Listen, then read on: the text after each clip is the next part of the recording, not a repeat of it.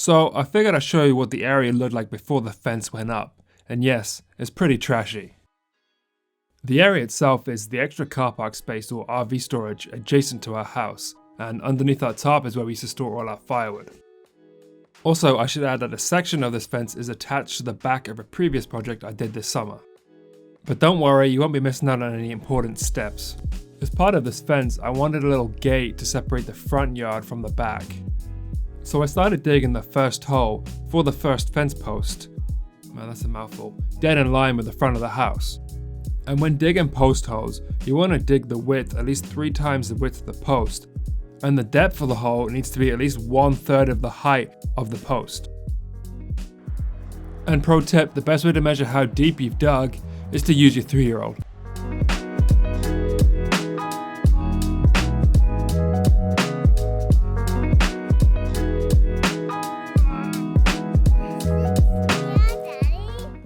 Once the hole was deep and wide enough, I put a couple of inches of gravel at the bottom of the hole to help with drainage and any moisture. And then I dropped the post in the hole. Here I'm using a 6x6 by 8 foot pressure treated ferrite post, which I picked up from my local Home Depot. Before you cement the post into position, you want to make sure that it sits nice and level and plumb. There's many ways you can do this, from supporting it from a stake in the ground or screwing it to an existing post. In this case, I screwed a couple of pieces of 4-inch plywood that I ripped down from a scrap piece of plywood, and then leveled my post and then screwed the post to that piece of plywood, holding it level and plumb. I found that it's best to support the post top and bottom, so you don't risk moving the bottom of the post when you apply the cement. It's also a good idea to continually check the level and plumb of the post during the whole process.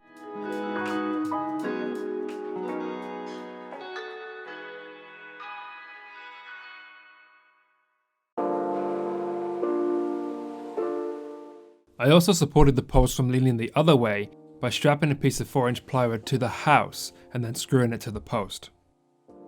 And like I was saying, if the house wasn't so close to the post, I would have used a stake in the ground or whatever object was in the area. Its whole purpose is just to temporarily hold the post plumb until the concrete sets. To hold the post permanently into position, I'm going to be setting it in concrete. For the actual concrete itself, I use these pre-mixed bags of concrete which I purchased from my local big box store. With the pre-mixed bags of concrete, they're pretty simple to work with. You literally just add water, and there's guidelines on the side of each bag on how much water to add. Personally, I mix the concrete with the water till it gets to like a milkshake consistency, using an old wheelbarrow and an old shovel. I then filled the hole with the mixed concrete, making sure not to leave any voids. It also helps if you can vibrate the area. This just makes all the concrete sit and settle into all the cavities. For this, I just took the blade out of my Sawzall and it worked pretty well. In this case, I also filled all the holes in the Allen block retaining wall. Though the post hole does go deeper than this wall itself, it's just better to fill it up anyway.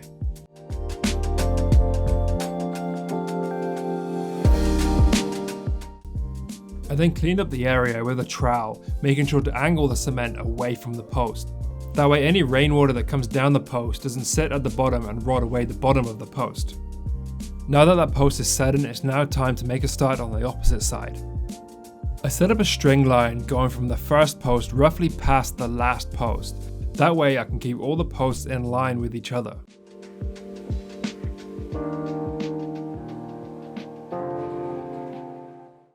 Once I have a string line set, it's then time to decide where exactly the posts will sit.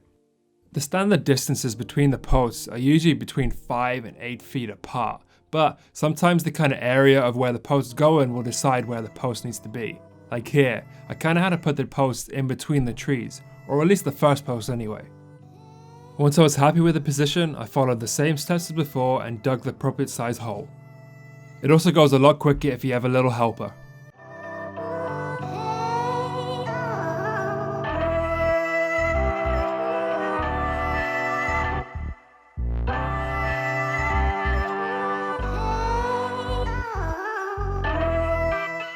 Like before, once the hole was dug, I braced the post nice and level and plumb by any means necessary.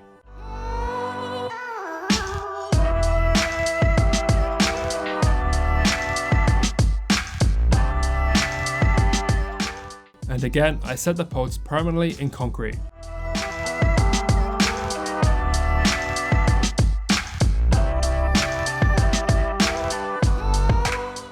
I then again followed the exact same steps as before on the third and final post, making sure it sits in line, level and plumb with the previous posts.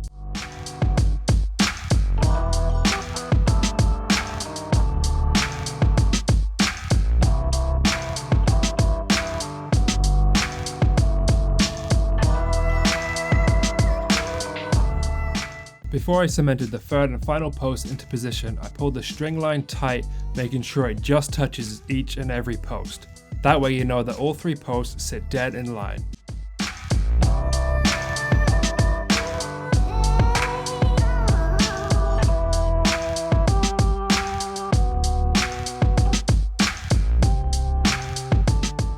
To be able to attach the actual decorative fence to the post, I had to put braces in between each section. I measured and cut 3 2x6s to go in between each post. I then attached a 12-inch return on those 2x6s to help with a stronger fixing. I attached each brace to the post using 3-inch exterior deck screws. I made sure that they all sit nice and level and in line with each other because, it just looks a lot better if you do that.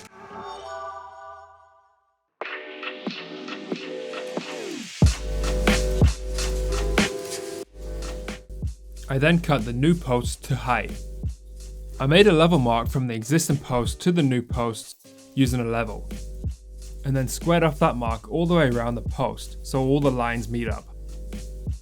I then cut along those lines using my circular saw. It helps to use a square to keep your circular saw in line, square and at the same height.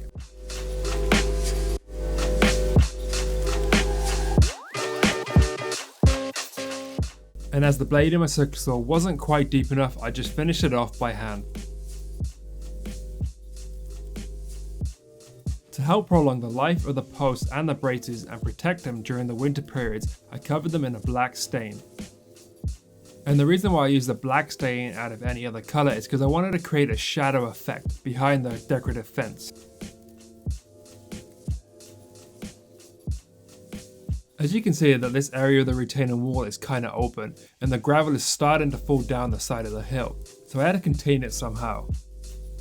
I attached pressure treated 2x12s from one post to the other, scribed to the angle of the hill, making sure that they sit level and at the same height of the return and retaining wall.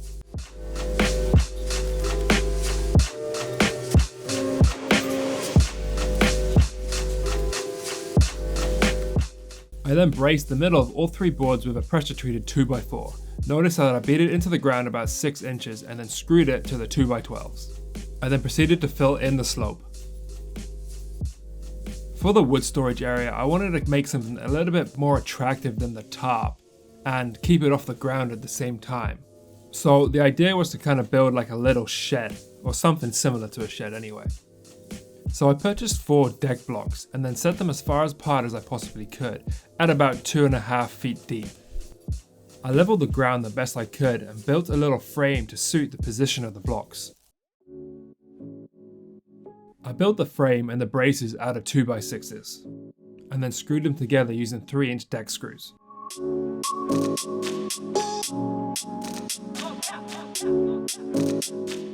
I screwed in 4 4-inch by 4-inch posts, making sure they sit nice and plumb in each corner. I then locked them in tight using 8-inch lag screws, making sure that the posts sit nice and plumb.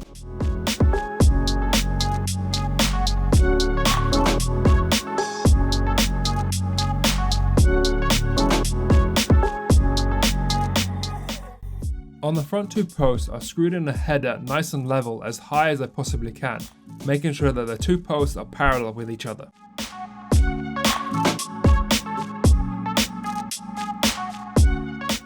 I then did the same to the back 2 posts, just a couple of inches lower. I did the same thing on the sides, just making sure that the tops of the headers line up with each other, creating a 2-inch slope. And I really wasn't going for the shed of the year here, so I just kind of trimmed all the pieces in position.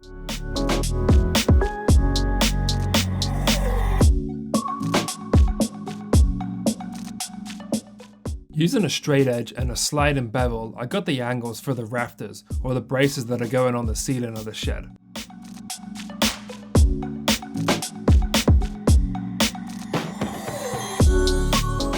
I measured and cut 2 rafters and then screwed them into place.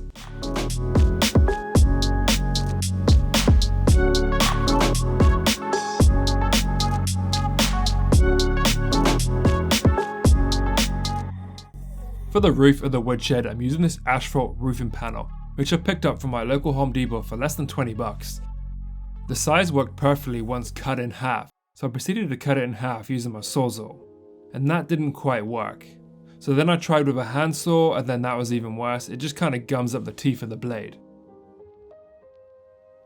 Finally, I used an angle grinder, and that kind of worked. It just smoked a little bit, so I'd advise you wearing a mask if you were to do this. I proceeded to cut all the high spots on one side, and then flip it over, and then cut all the high spots on the other side, eventually cutting the whole panel in half.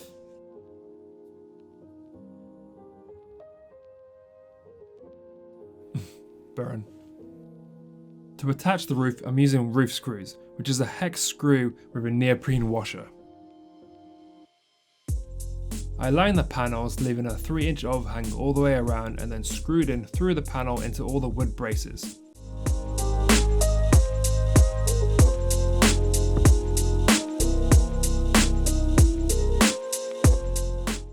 And for the same reasons as before, I painted the whole thing in a dark black exterior stain.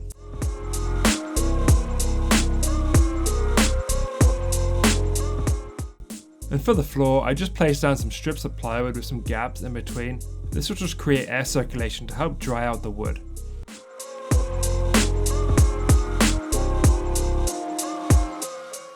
And once all the framework was done, I loaded that sucker up.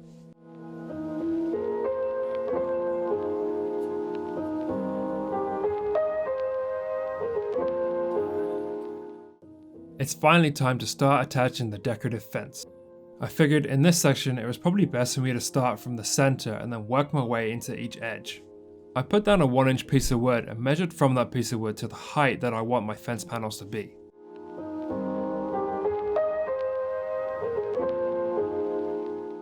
I then measured and marked the center of this section, or at least tried to. And then on that center mark I drew a level line down. For the material of the finished fence, I'm using 10 feet long by 6 inches wide by 1 inch deep tight knot cedar. As the fence was just under 5 feet in height, I could get 2 pieces out of one 10-foot piece of cedar. So I cut them to height on my miter saw.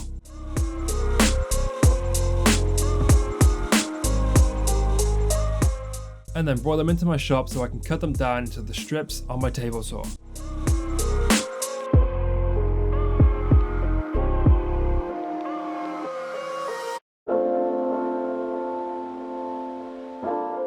I set the fence on my table saw to 1.25 inches wide, and then proceeded to cut the 1x6 cedar into 1.25 inch strips. And there's a lot of strips, like a lot. It took a while. It's a pretty long process, but it looks awesome once it's done.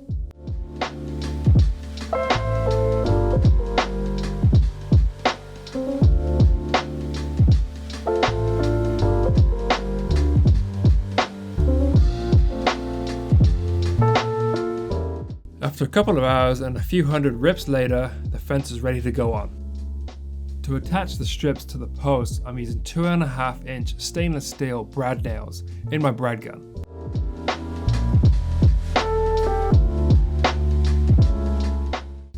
Alongside the brad nails, I'm also using an adhesive.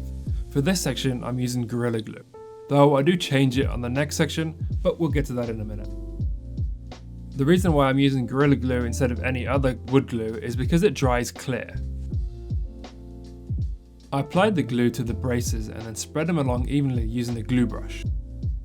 I attached the first strip to the mark that I made along the top brace.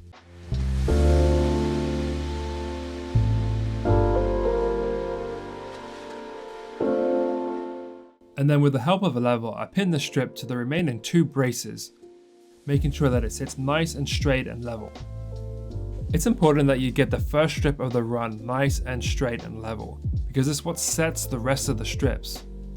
If the first piece is leaning out, the whole fence is going to be leaning out, which is what you don't want. To create the gap, I'm using a 3/8 of an inch strip of plywood. I then use that 3/8 of an inch strip to help space out the gap for the next piece. And then it's just basically repeating that process, making sure to pin top, middle and bottom, and then just check with the level every so often to make sure it's still level, plumb and dead straight.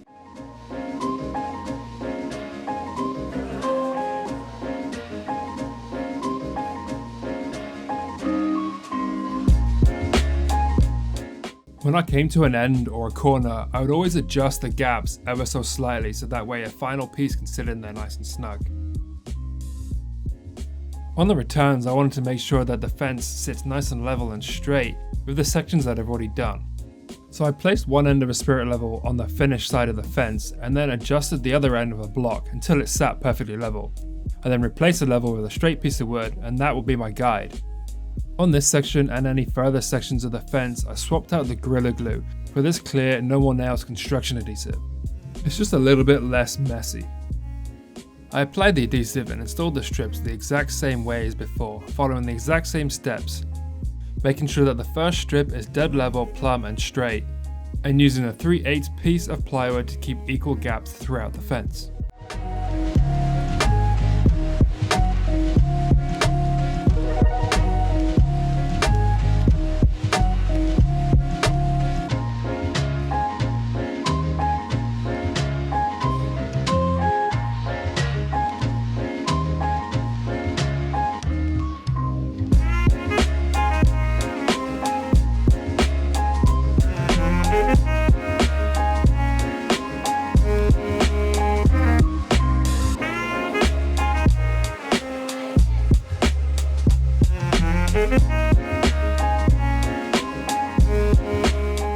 I also applied the 1¼ inch fence strips to the woodshed as well, creating that modern look throughout.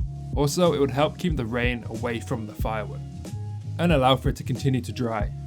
I attached the strips the exact same way, though these are slightly longer and scribed to the pitch of the roof. Once that was done, now all that's left is to build the super cute gate. To overcome the gap of the Allen blocks, I had to build a little bump out, just so that the gate can close properly. So I measured the depth of the block and the height of the post. I built the bump out at a pressure treated 2x6. I cut 2 pieces of the height and then 5 pieces of the width, including the thickness of material.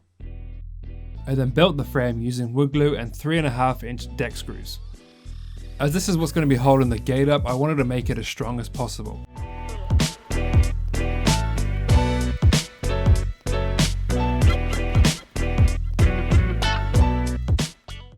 Once it was built, I then temporarily clamped the bump out to the post.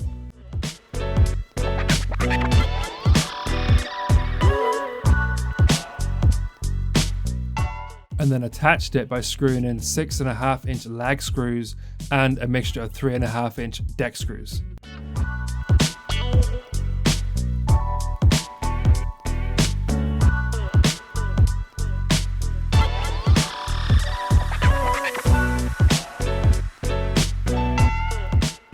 I removed the clamps and, well, you gotta test out your work, right?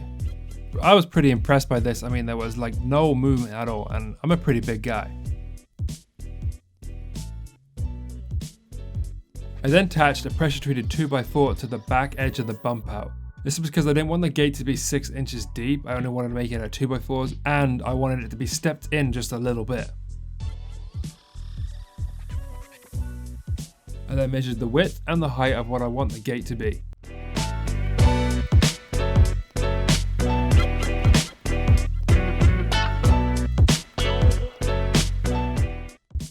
I cut all my pieces out of 2x4s on my miter saw.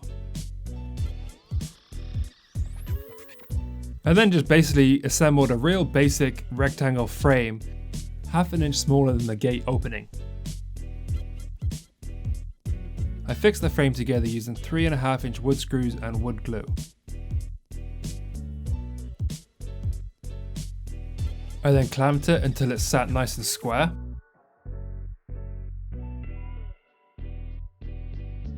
I then cut and fixed diagonal pieces holding the whole frame together.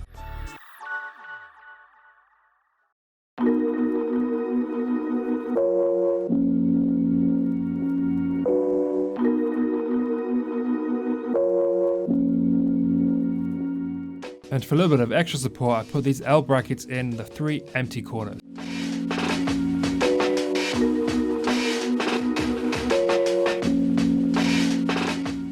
On the outside, I marked and attached the hinge 10 inches down.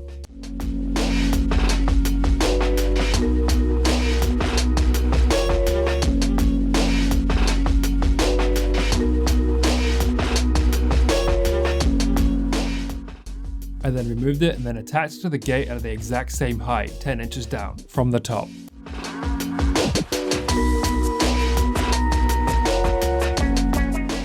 I lent the gate over until at least one of the holes lined up, and then fixed the hinge into place.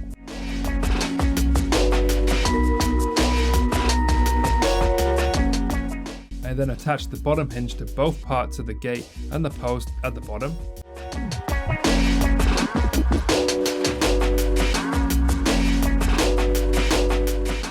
I made sure I was happy with the gaps, and then I finished off attaching all the screws into all the holes of the hinges.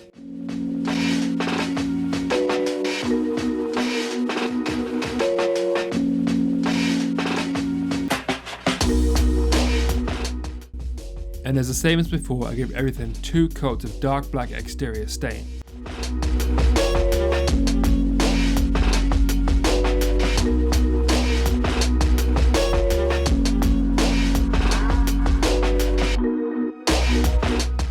I then measured, cut and ripped the 1.25 inch strips of cedar to the height of the gate.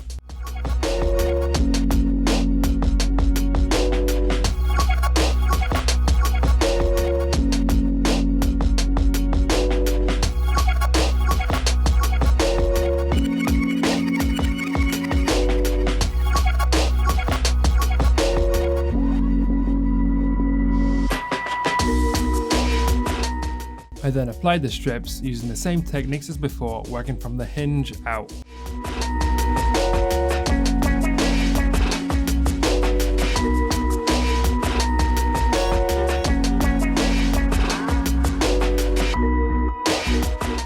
I made sure to have a gap between the hinge and the first strip, that way there's no wood binding against the hinges.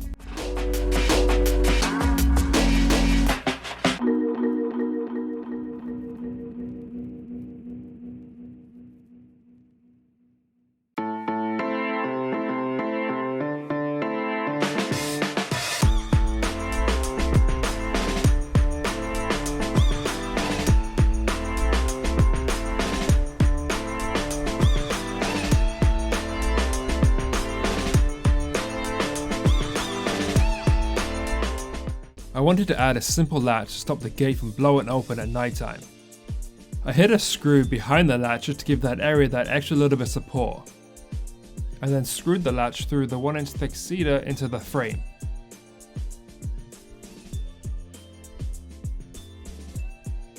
I then lined up the receiver and then fixed the receiver the exact same way.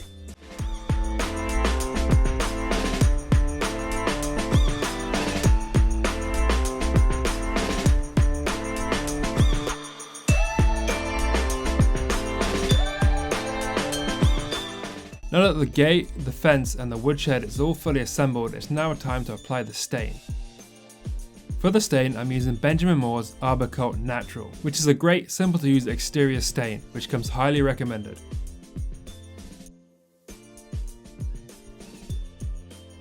I gave the whole fence 2 coats, allowing 12 hours to dry in between. I applied the stain by using a decent wide stain brush, getting it in between all the little slats, applying it on the whole front of the fence and the whole back side of the fence too. This will just help the life of the fence against all of the elements, as well as holding in the natural colour of the cedar. It's a painfully boring process, so it always helps to get a little helper to help out as well.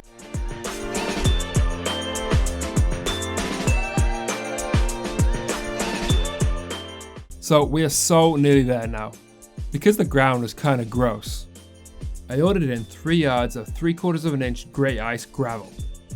This is a decorative rock used mainly for walkways, paths, and of course driveways.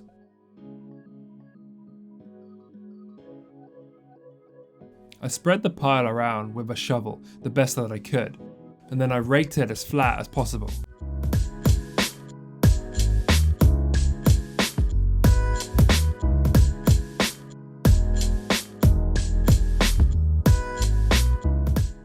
I then watered down all the powder residue left on the rocks after it was crushed down in the factory.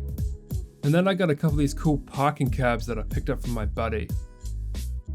I thought they were kind of cool, and I was kind of worried if anyone was going to back their RV, would back it straight through the fence down the hill, so this will help anyone from doing that. I positioned them and then shuffled them into place, and then this job was complete. I'm so happy how this project turned out. It has brought some major curb appeal to the front of my house. Though it's a really repetitive process, it's a pretty easy project to do. So, as always, I want to say thank you so much for watching.